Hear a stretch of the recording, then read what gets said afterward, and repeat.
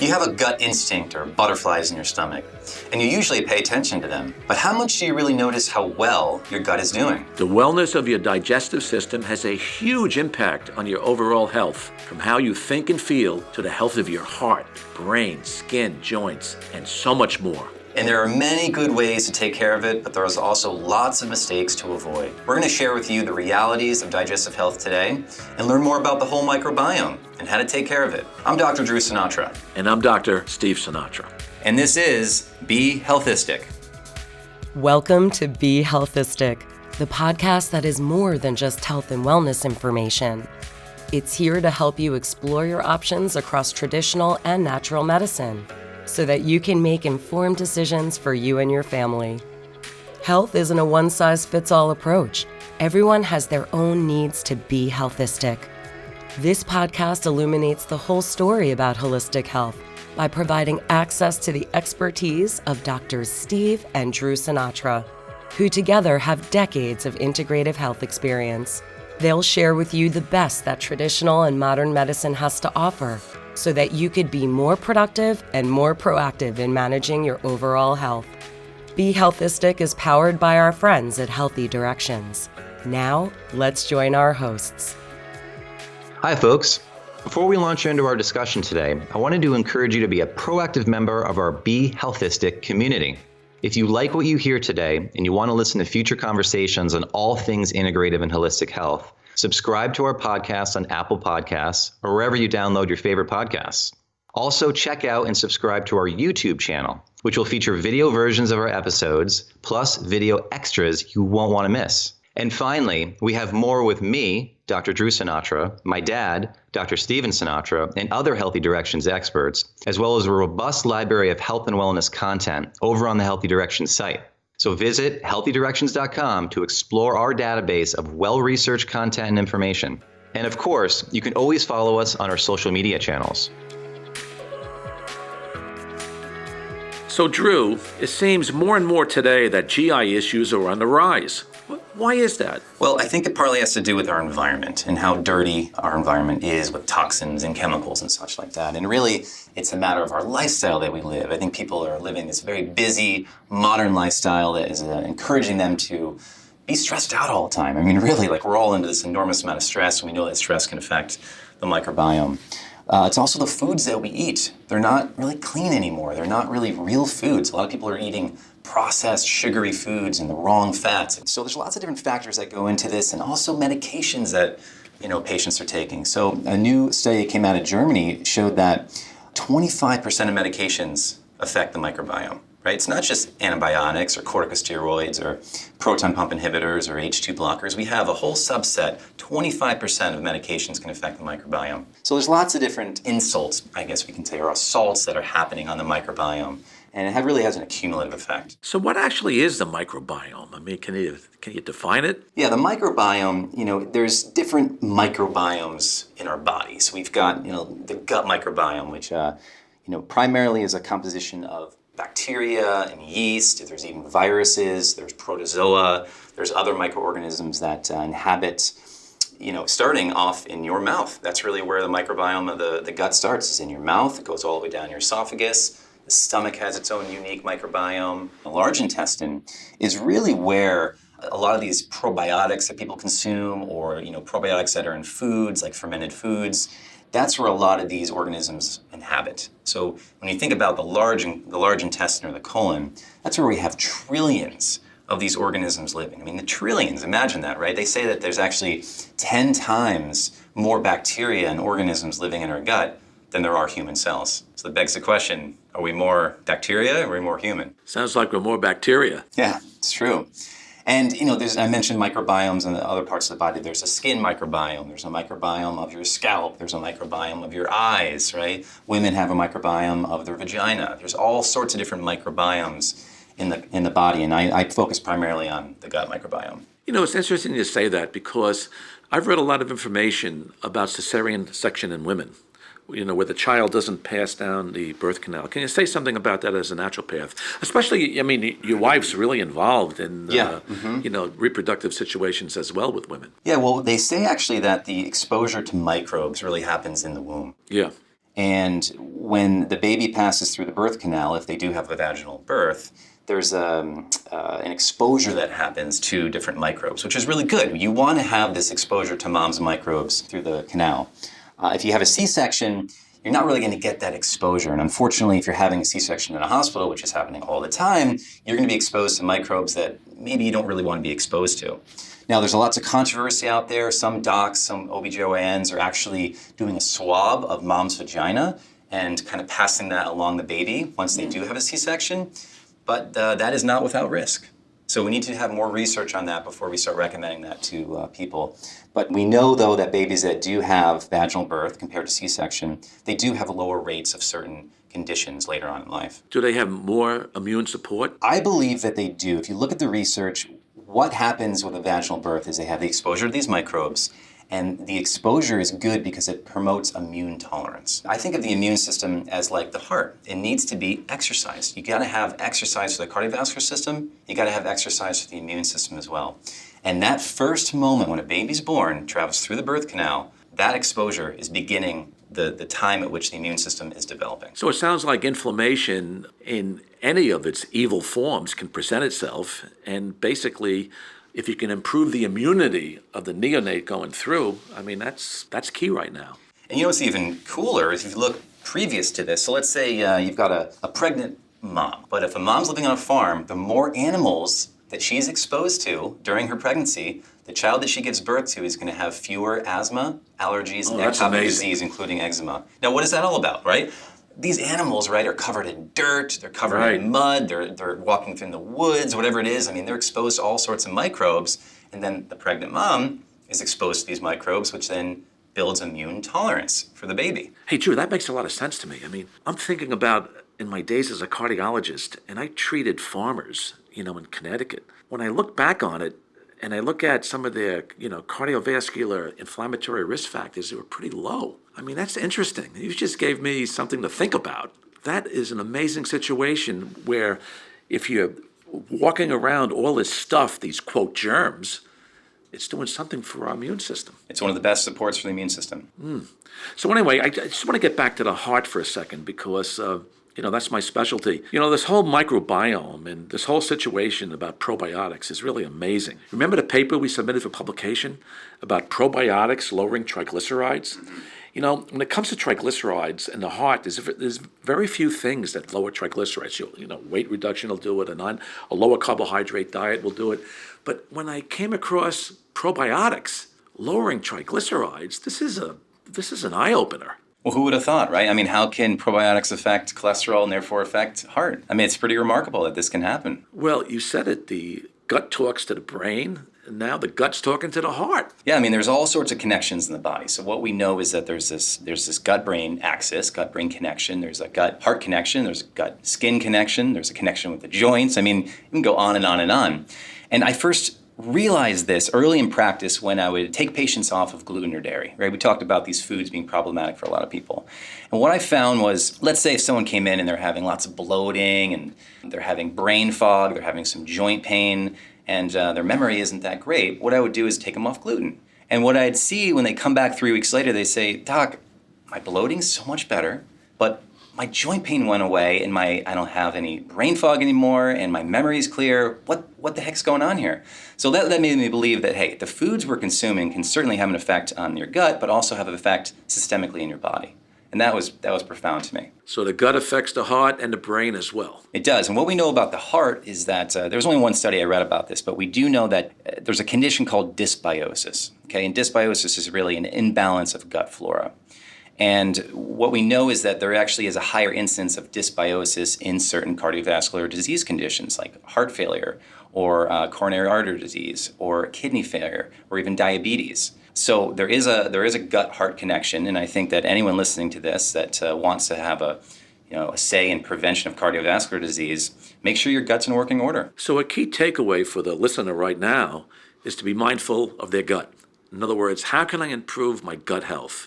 Yes, and I mean, we'll get into really what we can do about gut health. Why don't we first start off by talking about what could be bad for the gut, okay? Sure. Now, we mentioned There's certain medications, there's 25% of medications out there that can affect your gut. So let's say antibiotics, that's the first one that people think of that really harms the gut. And it certainly does because, we've all taken antibiotics in our life and these are life-saving medications and I prescribe them to my patients, but they are used too much, I believe. Right. I believe they're just given out too quickly, especially for, certain ear infections when children are actually suffering from a viral condition, not even a bacterial infection. Antibiotics are really indiscriminate killers of bacteria in the body. They're going to kill off the bad guys, but they're also going to kill off the good guys too. Right. So that gut microbiome that we were just talking about is going to be affected when you take an antibiotic. Now, another interesting piece that I found, actually, I read an article, I think it was back in May 2019. Researchers looked at 72 rivers across the world, okay? And what they found was that I think it was over 65% of these rivers had antibiotic residues in them. So it's not just, okay, you take an antibiotic and your gut microbiome is a little disturbed, but really it's like even the water we're drinking sometimes may have trace residues of antibiotics in it. And that's concerning to me. And also the foods we eat, right? What about conventional meats where these animals are pumped up with antibiotics? Is there residue that's being passed down from that meat into our bodies?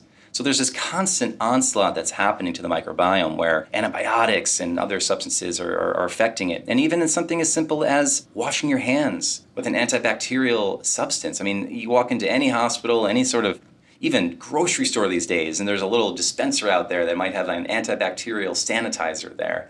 And I think that's too much. I think there's this fear of germs in our society, and really we gotta rein that back in. We gotta tame down that fear because we need to have regular exposures to bacteria.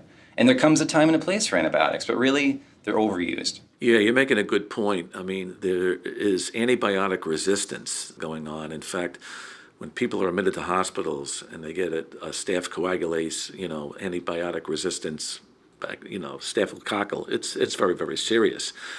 There's an antibiotic strain that has, the Klebsiella strain coming out of China has some antibiotic resistance as well. And this is something that's on my radar.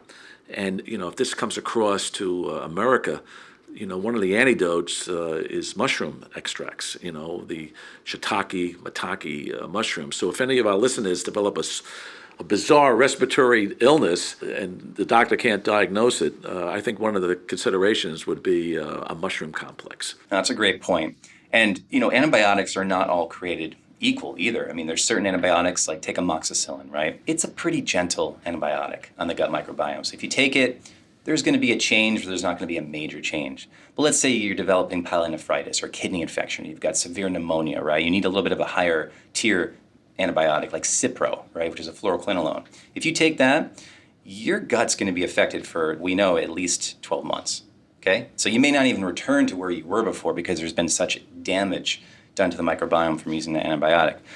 So if there's any physicians listening to this, be really selective with your antibiotics. Try to start with more gentler ones if possible, and then move on to the broad spectrum ones if really needed. Because I do want to reiterate that the antibiotics are absolutely necessary. They're just, in my opinion, sometimes overly prescribed. I think the pearl for our listeners is when possible, try to support your immune system without an antibiotic. Correct. But again, you need to talk to your doctor, but maybe through active communication and conversations, you can support the immune system in an alternative way as opposed to a conventional way. Because like you said, Dad, I mean, antibiotic resistance is growing, and I'm not sure if anyone's really talking about this, but it's going to be a major problem in the next 10, 20, 30 years. I mean, major problem. And I'm finding sometimes if people come in with an infection, I give them something, let's say, if I have to give them Cipro, sometimes it's not even working today, and it's scary. So there's some antibiotics out there that we're finding that aren't working anymore, and what's going to happen when the resistance builds even more? Our theme here, Drew, is being productive without being self-destructive. We want to make sure an antibiotic doesn't create self-destruction, for our listeners at the same time. Exactly. So anyway, on this microbiome, I mean, can you give a definition of it that is germane to our listeners? What we know is that these little bugs in our gut are doing so many different things. They're actually synthesizing vitamins. So vitamin K, right? B12, right. synthesized in the gut. These microflora that inhabit your gut are also helping digest your foods. You need them for that purpose. They're helping support the integrity of the intestinal lining. And, they're also acting as antipathogenic agents, so to speak. So they're protecting us against the bad bacteria that we're exposed through, in our environment and the foods we're consuming. And it's amazing, though. I mean, the genetic potential and the genetic capabilities and such is huge, like you said. And, I think right now, we're really at the tip of the iceberg for learning about the gut microbiome and how it influences the rest of the body. I mean, we have a lot to learn. So, Drew, what does it mean to be regular? In other words, how often should I really be going to the bathroom? There's a question I have to, debate over sometimes with patients. I think that 1 bowel movement to 3 bowel movements a day is considered normal. So when a patient comes in and they tell me, I have not pooped in 2, 3, 4 days, but that's normal for me, so that's okay, right? I said, no, that's not okay. You need to be going to the bathroom every single day, at least once a day. And there's many different causes for why people have constipation. And some people have loose stools, too. I mean, you got to really address both here. But I do feel that 1 to 3 bowel movements a day is the best. As a heart specialist, I looked at this actually years ago. I mean, the average American takes in about 12 to 15 grams of fiber a day. We need to take in at least 40 grams of fiber a day to really have, good bowel cleansing. So as a naturopath, I'm sure you talk to your patients about getting adequate fiber. Yeah, and it always starts with diet, right? It always starts with increasing the fruit and vegetable intake, and if they can handle grains, we'll add on some grains. And there's certain fibers that people could take in supplement form, whether that is ground up flax seeds, or if they want to take ground psyllium husks, or ground up chia seeds. These can all help with constipation or loose stools. And another thing that people forget to do is drink enough water. Hydration affects the body in many different ways, but it certainly affects the bowels. So let me ask you, how do you talk to your patients about your gut's connection to whole body health? Yeah, it's a great question. And a lot of people are coming in with digestive complaints. I mean, it's common these days. So let's talk. So it's not just constipation, diarrhea, and IBS, Right. It's a lot more than that. I mean, there's the... Are you seeing immune system dysfunction in some of these patients as well? I think most people have immune system dysfunction, right? And there is a whole connection with the gut, which we'll get into. But yeah, you mentioned some diarrhea, constipation, bloating, abdominal pain, heartburn is another common GI symptom. And so when people have that, obviously I'm focused on the gut. Mm-hmm. But I'm also looking at a constellation of symptoms across the body. And I try to figure out, well, is this connected in some way? Is their headache connected to their constipation? Or is their joint pain connected to their bloating? And there's all sorts of tests that we can run to figure out if there's, we talked about dysbiosis, which is an imbalance of gut flora. We can run a breath test, a simple breath test to learn and unravel and discover if there's something called SIBO, which is small intestine bacterial overgrowth. And what that is really a condition where there's an overgrowth of bacteria in the small intestine. And when that happens, anytime that someone eats a carbohydrate that's going to be easily fermentable, let's say Brussels sprouts or let's say asparagus, which are good foods for us, right? They may just bloat up immediately and they just feel like they're pregnant. So I have lots of women come into my practice and they say, Doc, I feel like normal in the morning. And as soon as I start eating foods, I just get bloated and bloated and bloated throughout the day. And by the end of the day, I look like I'm pregnant. And then they start telling me about, well, I'm suffering with anxiety. I've got major stress. I've developed this weird joint pain that came out of nowhere. And that's when I'm kind of thinking about, well, the gut is likely related to what's happening systemically in their body. So the gut is not just about food. It's about stress.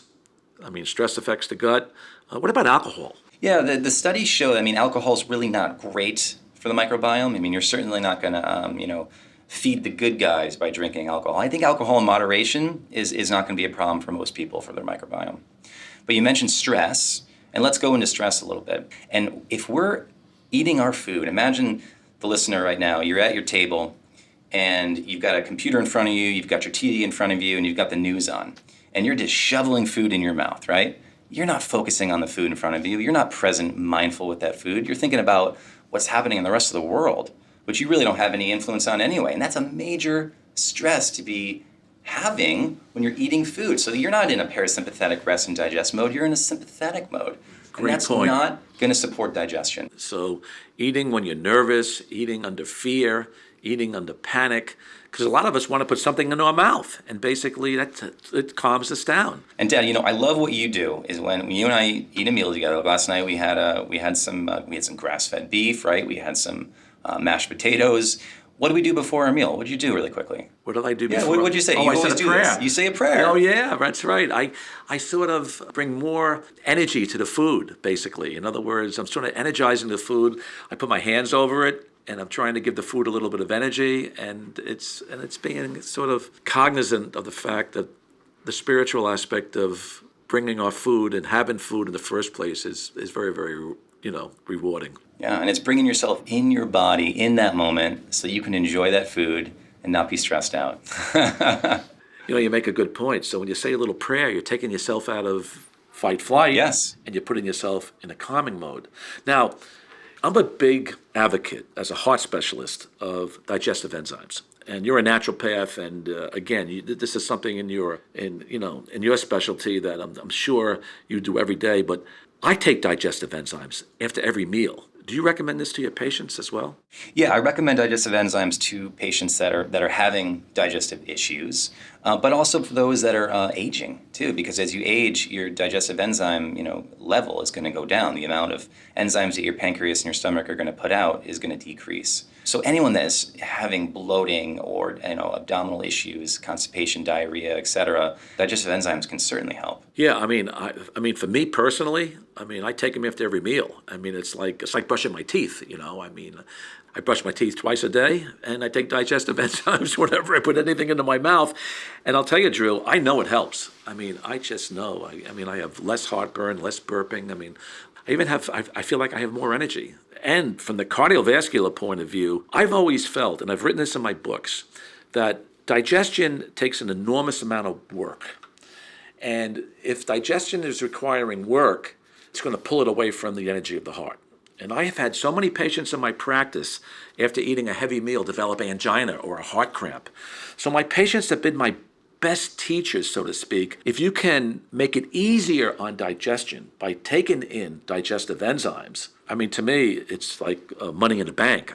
I just do it. And again, my patients taught me that because the angina was so frequent after a big meal without digestive enzymes because we didn't know about it back then. Yeah, that's the first thing to start off with is digestive enzymes. And also, let's teach our patients and tell them, well, hey, don't watch the news, right? Sit down, be thankful for your food and chew slowly, right? If you chew your food thoroughly and slowly, you're going to secrete your body's own endogenous enzymes, which are going to really help facilitate that process of breaking down the foods. And of course, yes, if those who don't feel good after they eat a meal, they feel sluggish, they feel like they have brain fog, they're tired, digestive enzymes can definitely help. They're I think of them like a crutch. Right. It's like you're helping heal the organ that's just working too much. Right. And in an aging person like myself, I think it's a must. I just do it. Well, let me ask you this. There's a lot of foods out there that have a prebiotic support and a probiotic support. Let's take sauerkraut, for example. I think sauerkraut's one of the greatest healing foods for the gut. What do you think about that? Well, sauerkraut in many different ways. We're talking about cabbage. Cabbage has sulforaphane in it, right, which is going to help as antioxidant, anti-cancer, etc. Liver support. And in cabbage, and when you eat it in sauerkraut form, which is fermented, there's going to be naturally occurring probiotics in there. And that's going to help really with digestive function. So anyone that really wants to provide a natural source of probiotics into their diet, consume sauerkraut, kimchi, miso, bee kvass, kefir, yogurt, all different sorts of foods have probiotics in them. And they also have some prebiotics, which and the feed. Prebiotics. So basically what a listener needs to understand that the prebiotic is food for the probiotic. Yes. So you're getting more mileage out of your probiotic by feeding them the food that they need as well. Yeah, thanks for mentioning that, because really it's not just about the probiotics, right? The probiotics are going to be there. They're going to pass through. If you take them let's say if you take a probiotic, they're going to pass through. They actually don't colonize, really. There might be some level of colonization that's happening, but really what they do is they exert their effects in a transient manner. So as they pass through, they're having their effect. Now, you need to support the growth and viability of these probiotics by giving them prebiotics. And in a food form, my favorite prebiotics are these, really. Garlic, right? Onions, leeks, asparagus, dandelion. These are all forms of foods that are going to help feed the good, healthy flora. Jerusalem artichoke, too. That's a prebiotic. Yes, huge one. Yeah. Yep, exactly. So you can't go wrong there. So in a final analysis, then, should we all be taking probiotics as a supplement? What do you think about that? There's certain foods that we talked about that have prebiotic and probiotic value, but do we need a probiotic? The average person, the average 40-year-old person today, do we need a probiotic? Yeah, that's really the $1 million question. I think early in my career, I would have said no. because I think I tended to believe that we could get everything from our foods, right? And I was under the belief, too, that our environment wasn't as toxic as it was. But now, knowing what I know now, going to all these conferences and the naturopathic medical school I went to, we live in a toxic world, okay? We live in a stress-induced world. We live in a world where food supply is not as clean as we'd like it to be. And I mentioned that study about the antibiotics in the rivers. That's scary to me. Like, we could be exposed on a low level to antibiotics through our water and through our food. So knowing what I know now, I would recommend that everyone take a probiotic. And also, at the same time, make sure you're eating fermented foods if you tolerate them okay. Because there are a subset of the population that might be histamine intolerant, where they have sauerkraut and they actually develop itchiness, or they develop brain fog, or they develop fatigue. And those people really need to work on healing their gut first before they start eating more fermented foods. But general, most people can tolerate fermented foods, so I say eat those, which contain the pre and the probiotics, and then take a probiotic supplement as well. As a heart specialist, one of the greatest risk factors is when you have a high triglyceride level and a low HDL. A lot of diabetics have this. For example, I always told my patients that if you had a triglyceride to HDL ratio less than 2, that was suitable. If it's around 1, that's ideal. Think about that, Drew. You have a triglycerides of maybe 50 and an HDL of 50, it's 1, right? Then when we researched the literature and looked at some of these probiotic strains, that lower triglycerides, to me, this is a big deal. Triglycerides are a significant risk factor in coronary artery disease.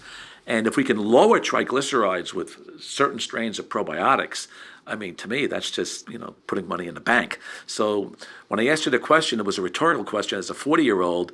Knowing what I know now, and after submitting that paper, from the cardiovascular point of view, I think all of us should be taking certain strains of probiotics. We should also get into probiotics in general, because the audience listening might be saying to themselves, well, I go to the grocery store, I go to Whole Foods, and what do I see? I see a wall of probiotics there. Yeah. And they're not all created equal. There's different strains out there. So there's different lactic acid forming bacteria, which is like more of the lactobacillus and bifidobacteria. A lot of people are familiar with those because they buy yogurt and they see that on the label. There's also yeast-derived probiotics like a Saccharomyces boulardii or a Saccharomyces cerevisiae. There's also the newer class of probiotics that we've been introduced to, and that's the soil-based organism probiotics like bacillus. Some people respond better to certain types of probiotics. Some people respond better to all three. So I'm kind of in favor of more of a combination product that has all three of them, because I think that we're going to get more of a benefit by giving something like that than rather one at a time. But then again, some people, they didn't tend to do well with just lactobacillus. So it's really person specific or patient specific in that sense. And also, a lot of probiotics that you'll see on the shelf, they may have been designed to contain a CFU or a colony forming unit. You might see anywhere from 200 million to 1 billion to 10 billion to 100 billion to even 500 billion organisms in there. And what really counts is that you find a formula that is guaranteed to have those organisms at the time of expiration. You don't want to have those organisms that are developed at the time of development, because they may not be in there the entire time. If you buy that supplement a year later, you're not guaranteed to have that 10 billion CFU count in there. But if you buy a formula that's guaranteed at the time of expiration, that 10 billion units, they will be in there. So anyway, just to conclude here, a lot of us have children. You have young children. What do you do for your child's tummy? You have a 7-year-old and a 4-year-old, right? Yeah. Well, it starts off with teaching them how to eat fruits and vegetables from a young age. That's good. When you train them from a young age, it's a lot easier. When we have friends come over, they watch our kids eat, and they're like, "I can't believe your kid's eating Brussels sprouts. Like, what is going on here?" And I said, "Well, we just started from a young age, right? Or whatever it is, asparagus or broccoli. Our kids love greens. It's amazing. I feel blessed that they do. So it really begins with the foods and starting them off at a young age. Now, fortunately, for my youngest son, he has not had to have antibiotics. My older son did have to take antibiotics for a tooth infection that he had. So when he was taking antibiotics, we definitely had him on probiotics at the time. And occasionally we do give them probiotics here and there. And we give them kimchi and sauerkraut. And we have miso some mornings for breakfast. And so we're always trying to get in the naturally fermented foods in as well as a source of probiotics. So you're teaching your kids by example. Yes. And I'm going to wear my psychotherapist hat here. One of the things I know as a physician, as a psychotherapist, children will follow what you do, not what you say. So if you're smoking cigarettes at home, and you tell your children don't smoke, but they see you smoking, guess what? They're going to pick up smoking most likely. It's sort of an energetic transformation. So the fact that you are eating the way you eat, low sugars, you're taking in probiotics, prebiotics, fresh fruits and vegetables, and things like that, your children are going to follow your lead, and they're going to do what mom and dad do. I think one of the greatest gifts we can give our children is following our lead, because it's so simple. They'll follow what you do, not what you say. There's even research showing now that when you have family dinners, that is so important for the development of your child. Oh, yeah. Having regular family dinners. And we really strive to have dinner every night with the kids. We don't offer a kids menu. Okay, we don't just cook them macaroni and cheese or offer them pizza. They eat what we're eating, because they should be. There shouldn't be this different diet between children but gluten-free and adults. varietals. Oh, our whole family is gluten-free. Yeah, and sometimes we're dairy-free too, depending on the season. But what I can't stand is we go to a restaurant. Let's say if we want to listen to some live music outdoors or something like that. We go there, and the first thing they do is hand our kids the children's menu, food menu. And I look at it, I'm like, this is all garbage. Mm-hmm. It's all junk. It's pizza, it's hot dogs, it's pasta. And so I say to them all the time, no, we don't need that. And trans fats. They say to me, what are your kids going to eat? I'm like, well, my kids are going to eat real food. That's what they're going to eat. They're going to eat what's on the adult menu, what we order. So for our listeners, don't take the child's menu from the restaurant. Just have your children eat what's off the adult menu. Right. Yeah, your plate. Because like my father said, they're going to watch you. And if they see you eating good food, they're going to learn to eat good food too. Right. Habits begin in the house. So Drew, this has been a great discussion about our gut health and our brain and heart health and everything. So there's a lot of information we discussed. What are some takeaways that we can give our listeners? I mean, the first takeaway that comes to my mind is, again, I suggest that our listeners take a probiotic, prebiotic supplement. I think given what we know in this day and age, for me, it's like taking coenzyme Q10.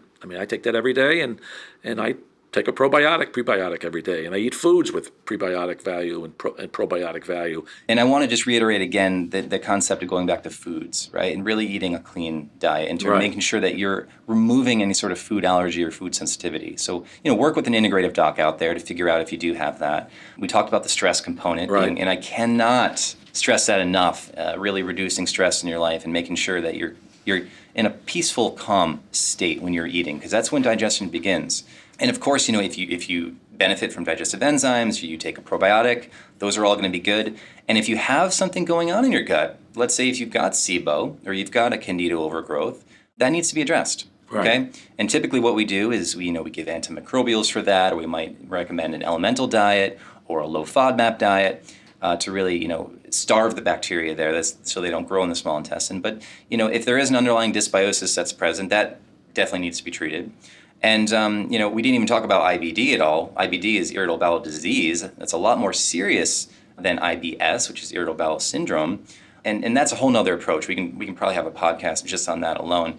But people do need to understand that you need to work with a doctor sometimes around matters like this, especially if you have IBD. Okay, and you don't just want to willy-nilly be taking really high doses of probiotics, because actually could be harmful. If you have a level of leaky gut happening and you're taking really high doses of probiotics, that's really not recommended. I was taught in school. I did a rotation on an HIV shift, and we were taught not to give probiotics to HIV people because their immune systems were so compromised. Yeah, right. Good point. I actually haven't delved into the research in a long time looking at that, but that is on my mind. And someone that is severely immune compromised, I probably won't put them on a probiotic to start off with. I really want to help heal their gut up. Or let's say if they have leaky gut, or if they have increased intestinal permeability. That's something that I really want to address first with them, heal that up over a couple months to a 6 month long period or longer, and then bring on the probiotics. So there's a time and a place for probiotics. So I guess our final takeaway is that our gut health not only determines our joint health and our brain health, so to speak, and our heart health, but there's another factor in everyday life that I think we should enlighten our listeners about, is that sometimes eating the, quote, wrong foods can create brain fog as well. And we've heard about this even in our own family with your brother, for example. Yeah, exactly. And brain fog is on the rise right now. And I guess, one of the pearls we can give our listeners is if you are suffering from brain fog, think about what you ate that day. Thank you for bringing that up. That's huge. And a really quick tip for our listeners right now is I talked about really being present at the dinner table, right? Being present with your food. What I want you to do is notice how your body's feeling before you eat, and notice how your body's feeling after you eat. Do you feel anxious? Do you feel tired? Do you feel sluggish? Do you feel like your brain's not working? If that's the case, you've likely just eaten something that your body doesn't agree with. So you don't have to go out and get a fancy food allergy test, which in my opinion aren't even that great.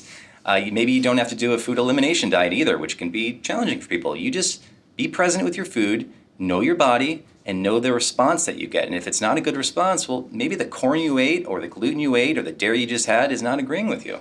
Simple as that. And my final words would be, folks, as Drew said, and this is a big term in bioenergetic analysis, is listen to the language of the body. Before we wrap up this episode of Be HEALTHistic, it's time to share our wellness wisdom for today.